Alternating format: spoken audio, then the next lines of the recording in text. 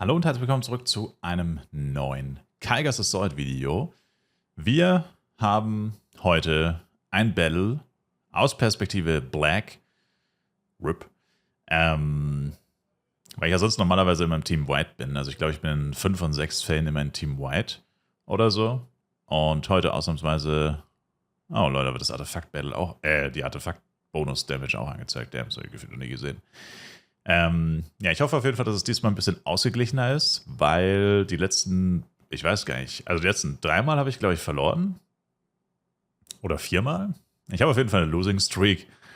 Und außerdem waren auch die letzten Male richtige Beatdowns, also sehr schnelle Games, wo ja, es einfach überhaupt nicht spannend war, es überhaupt nicht ausgeglichen war und man einfach sich eigentlich nur beschweren konnte über viele Aspekte. Und naja, letztendlich ist das eigentlich auch der, also es wird sowieso so sein, dass man weiterhin sich beschweren wird, wenn sich halt nichts ändert. Ich meine, das ist ja logisch. Meine Hoffnung ist halt, weil nächste Woche ist ja wahrscheinlich die Serverwartung, also die letzte Serverwartung von dem Anniversary, also wahrscheinlich irgendeine Form von Anniversary-Events oder so wird er ja starten. Oder auf jeden Fall neue Events, das auf jeden Fall. Und da besteht halt hoffentlich die Chance, dass wenn sie jetzt mit den ganzen Anniversary-Sachen, also man weiß ja nicht, was genau sie gemacht haben, sind sie jetzt gerade beim FEC, machen sie ein neues Update, wie umfangreich sind diese Events, man weiß jetzt nicht, woran die wirklich die letzten paar Wochen gearbeitet haben. In den letzten paar Serverwartungen hat man ja nicht wirklich viel gesehen, also fast gar nichts, um genau zu sein. Die letzte Serverwartung war ja winzig, da waren ja 2 Zeilen Bugfixes oder Patches oder was auch immer. Und entsprechend hoffe ich halt, dass die jetzt irgendwie die ganze Zeit halt, wie gesagt, FEC 2.0, Anniversary-Events, neue Events, whatever, vielleicht Update, dass sie da irgendwie die ganze Zeit mit beschäftigt waren und sich deswegen nicht wirklich darum kümmern konnten und dann vielleicht die Updates kommen. Aber ich habe es halt, glaube ich, schon mal gesagt, ich denke halt, wenn sie jetzt nicht bald mal was machen, also im Sinne von, keine Ahnung, diesen Monat, nächsten Monat, also innerhalb der nächsten maximal 2-3 Monate, dann vermute ich halt einfach, da wird niemals mehr was passieren, weil ich meine, du releast einen neuen Modus, machst ein paar Hotfixes, also Kaigas Assault halt, und danach kümmerst du dich basically eigentlich überhaupt nicht mehr drum. Und ja, ich meine, was kann man dann noch groß erwarten, sage ich mal in Anführungszeichen. Also klar, wenn du gewinnst, ist es cool. Aber selbst wenn du gewinnst, oder jetzt auch hier wieder, schau dich mal an, wie viele Teamnamen da gerade von mir übereinander sind. Klar, es kommt natürlich auch immer so ein bisschen auf die Kameraperspektive an, aber wenn da jetzt ein Gegner reinlaufen würde, über Dark Illo oder sonst wie, du würdest den halt einfach gar nicht richtig registrieren, weil der Name einfach verschwinden würde unter diesen ganzen Black Team-Symbolen. Und lauter solche Sachen, sowas fällt dir sogar auf, wenn du im Siegerteam bist. Sowas stört mich die ganze Zeit, nicht nur jetzt, also immer einfach, egal ob ich gewinne oder verliere. Und es gibt einfach so viele Baustellen an dem Modus.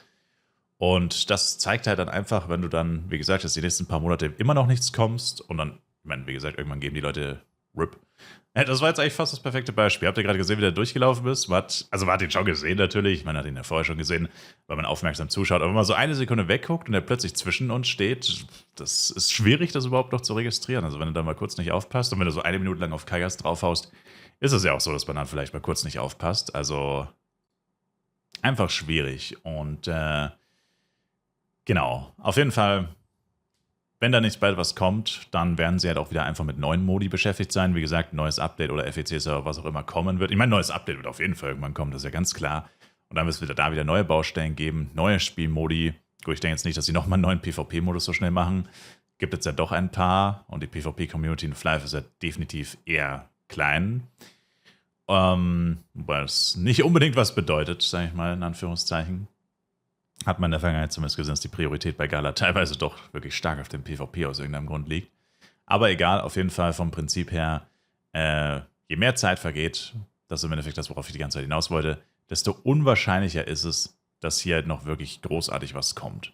Und man sieht schon, wir sind momentan mal ein bisschen, um das Gameplay zu kommentieren hier, wir sind die ganze Zeit eigentlich vorne, nur Artefakte, haben die Gegner gerade 4 Stück, aber ich weiß nicht, ob das letzte Woche war, ich glaube schon, da hatten wir, glaube ich, fast die ganze Zeit 4 oder 5 Artefakte und wir haben trotzdem übelst auf die Fresse bekommen. Also das ist auch sowas, also das muss man auch immer bedenken, wenn du zu stark, gut, jetzt haben wir gerade wieder ein Artefakt zurückgeholt, aber egal, wenn du zu stark auf eine Sache gehst, zu stark auf Kaigas, zu stark auf Kills, zu stark auf Artefakte, dann vernachlässigst du automatisch die anderen Aspekte und dann wirst du zwangsläufig trotzdem verlieren. Einfach nur gut insgesamt sein gut in einem Punkt sein ist nicht so gut wie gut insgesamt sein, weil gut insgesamt sein bedeutet einfach, du bist in jedem Aspekt ungefähr ausgeglichen und wenn es irgendwo kacke läuft, dann kannst du woanders verstärken und dann kannst du da die Gegner dann überrennen oder so. Aber wenn du überall nur das Minimum machst und quasi selber die ganze Zeit überrannt wirst und dann in einem Punkt bist du stark, dann kann das halt die anderen beiden, wo du, wie gesagt, überrannt wirst oder was auch immer, einfach nicht ausgleichen. Das funktioniert nicht. Aber gut, teilweise sind es wirklich einzelne Leute, die die Artefakte einnehmen mit extrem viel DPS, von dem her hat das auch nicht unbedingt zwingend was mit den Teamaufteilungen zu tun. Teilweise ist es einfach nur, du hast halt einen richtigen Typen im Team, der sich darum kümmert und dein Team ist insgesamt aber einfach wesentlich schwächer, deswegen kannst du in dem einen Punkt so ein bisschen überwiegen. Aber ja, man sieht schon, wir sind ja die ganze Zeit in der Mitte am Kämpfen eigentlich. Ich weiß gar nicht, wie viele Tode ich schon hatte oder wie viele Kills. Also gefühlt stehe ich die ganze Zeit nur da und kämpfe gegen Kaigas und tot. RIP. Was schon ziemlich ungewöhnlich ist eigentlich. Killtechnisch sind wir auch gar nicht so weit vorne. Gerade mal knapp, also ja, 27, 26 sowas, genau. Also gar nicht mal so ein krasser am Anfang. Ich überlege gerade, am Anfang waren es gleich 60 oder so und tot. Das hat man. Manchmal sieht man es einfach so, du siehst, wie der angelaufen kommt und denkst dir einfach nur, ja, gut, ne, da kannst du nichts mehr machen. Ich meine, das ist immer so, wenn er zuerst angreift, wenn er zuerst die Taste drückt, dann ist Game Over. Könntest du höchstens machen, wenn du halt noch Blinkpool oder so, wenn du noch irgendwie ausweichen kannst, aber ansonsten keine Chance. Ist ja bei mir auch nicht anders. Aber das Ding ist halt, jetzt wurde ich halt gerest, wurde ich gerade zweimal gerest, oder? Bringt halt. Naja, von hinten kam der, okay. Bringt halt nichts. Leute, die Gegner haben 5 Artefakte gerade, damn. Ja, das ist das, was ich meinte. Da läuft safe einer von den Gegnern rum, der die ganze Zeit die Artefakte einnimmt. Bei uns macht das halt nicht wirklich jemand, weil es keine Rolle spielt, weil wir trotzdem gewinnen. Wobei die jetzt tatsächlich ein Comeback starten könnten, rein theoretisch. Müsste man trotzdem aufpassen. Aber deswegen wird es mit dem Resten, es bringt halt gar nichts, gerest zu werden, wenn du nicht auch gerebufft wirst. Und ich meine, gut, der M wurde, glaube ich, jetzt einfach gekillt, deswegen konnte er gar nicht rebuffen. Aber ich glaube, ich habe ihn gesehen, wie er einfach nur die ganze Zeit Leute gerest hat. Und klar, sage ich nicht, dass das schlimm oder falsch ist oder so. Aber das ist das, was ich in der Vergangenheit auch schon so ein bisschen kritisiert habe, ist halt, ist ja auch das Gleiche mit dem Buff-Ping, kann man sagen. Ist einfach nur super nervig, du wirst gerest, okay, aber wenn du keine Buffs bekommst, ist es halt nutzlos, dich zu resten. Oh, wow. Weil wenn du einfach, also wenn du gerest wirst und du kriegst keine Buffs, vor allem als Elemente, aber grundsätzlich mit jeder Klasse, da wirst du einfach 1000% auch versterben. Sobald der nächste Gegner kommt, der nicht komplett selber ungebufft oder einfach ultra schlecht ist, wird er dich komplett weghauen, weil du hast weniger HP, du hast weniger Damage, du hast weniger Geschwindigkeit, Angriffsgeschwindigkeit, Magiebeschleunigung. Also du hast einfach nichts. Ich meine, wie zum Teufel willst du da was machen? Also das ist halt so ein Ding. Und das ist auch der Grund, warum ich mich auch so über den Buff-Ping aufregt, dass der nur Level 20er Buffs gibt, weil im Endeffekt sagt man damit, ja, Ringmaster, also ihr bufft uns jetzt alle die ganze Zeit, weil jedes Mal, wenn dann von uns jemand stirbt und ihr rest, müsst ihr ihn buffen. Jedes Mal, wenn einer stirbt und im Spawn ist, müsst ihr ihn buffen, weil sonst hat er keine vollen Buffs. Und das ist halt auch so ein Ding so, okay, aber wenn ich jetzt wirklich aktiver Ringmaster sein will, dann will ich vielleicht auch ein bisschen mehr machen, als nur die ganze Zeit zu buffen. Also ich meine, klar, Ringmaster ist leider die Supporter-Klasse im Spiel, der einzige, der wirklich buffen kann. Billposter wäre auch noch eine Option, aber ich meine, müsstest du Full-Int sein, sonst bringt das ja auch wieder nichts. Das heißt, ja, also vom Prinzip her degradieren sie quasi aktiv mit den schlechten Buffs vom Buff-Peng und dass der auch keinen GT gibt. Er gibt ja nicht mal Level 5 GT oder so, er gibt einfach gar keinen GT, was auch super nervig ist, weil GT ja eigentlich der wichtigste Buff ist meistens. Oder zumindest wichtiger ist jetzt, keine Ahnung, Protect oder so. Und da kommt auch die Situation an. Aber ist ja egal, ihr versteht, was ich meine. Also vom Prinzip her sagen sie, ja, Ringmaster, du Buff. Und was anderes kannst du nicht machen, weil laut Ranking musst du den höchsten Damage bei Artefakten haben. Als Ringmaster, der im DPS eine der schlechtesten Klassen ist, zumindest wenn man jetzt nicht auf DPS spielt, sondern als Mage halt, als Supporter, als Full-Int, whatever, dann ist der DPS grottenschlecht, klar. Keine Chance bei Artefakten, keine Chance bei Kaigas. Killtechnisch logischerweise auch nicht wirklich eine Chance.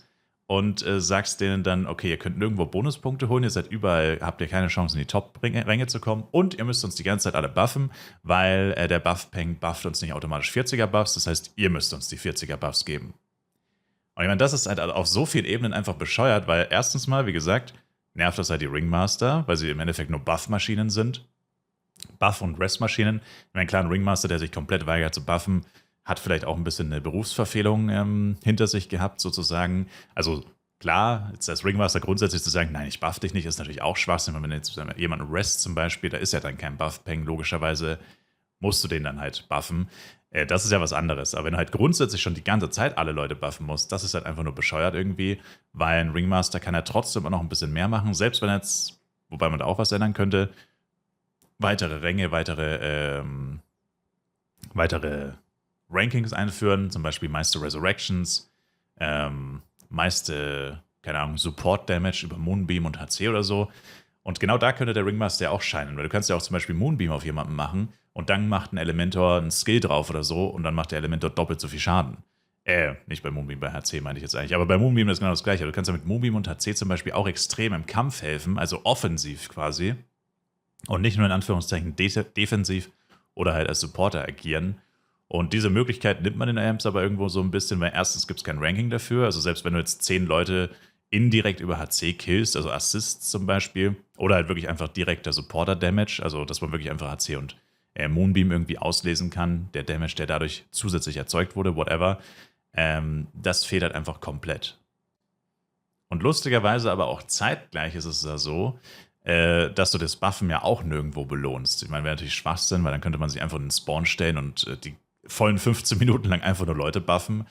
Was sicherlich irgendwo hilfreich wäre, weil jedes Mal, wenn jemand stirbt, würde er sich natürlich freuen, wenn er 40er-Buffs sofort bekommt und direkt wieder weiterspielen kann. Aber das wäre natürlich dann auch, also ich meine, das würde 1000%ig abused werden, das wäre natürlich auch jetzt nicht so sinnvoll. Aber das und viele weitere Punkte, es ist halt einfach, wie gesagt, so eine endlose Kette. Jede Woche fällt dann was Neues auf, immer wieder fällt dann was Neues auf. Und Gala muss hier, lol, mein Dev-Timer ist einfach schon 33 Sekunden. Ich bin ein bisschen zu. Wie bin ich eigentlich so oft gestorben? Stand ich nicht die ganze Zeit in der Mitte und habe einfach nur gegen Kaigas gekämpft gefühlt heute? Damn. Ja, ein paar von den Todestimern werde ich wahrscheinlich rausschneiden, weil, oh, okay, ist eh schon vorbei, lol. Achso, ich habe gar nicht mal auf die Zeit geachtet. Ja, ein paar von den Todesdingern werde ich wahrscheinlich rausschneiden, weil ich lag jetzt echt irgendwie 5 Minuten gefühlt nur am Boden. Und Leute, ich bin Platz 5 bei Kaigas. Habt ihr das gesehen? Platz 5 bei Kaigas. Gut, bei Artefakt habe ich nichts gemacht. Und bei Kills Rang 9. Na gut, das ist auch tatsächlich gar nicht so gut. Aber Platz 5 bei Kaigas ist ziemlich lustiges Elementor. Das muss man auch erstmal schaffen. Wobei man, wenn man sieht, 14 Millionen gegen 81 Millionen vom ersten, naja, ist jetzt natürlich trotzdem nicht wirklich viel. Aber ja, das ist genau das, was ich gerade gemeint habe. Ich stand eigentlich die ganze Zeit nur in der Mitte und habe gegen Kaigas gekämpft. Wie zum Teufel bin ich so oft gestorben. Aber egal, hoffen wir mal, dass demnächst ein Update für Kaigas kommt, mit ein bisschen hier Quality of Life und die ganzen Sachen, die uns die ganze Zeit darüber beschweren. Ich sage danke fürs Zuschauen, bis zum nächsten Mal. Schaut im Stream vorbei, haut rein und ciao, ciao.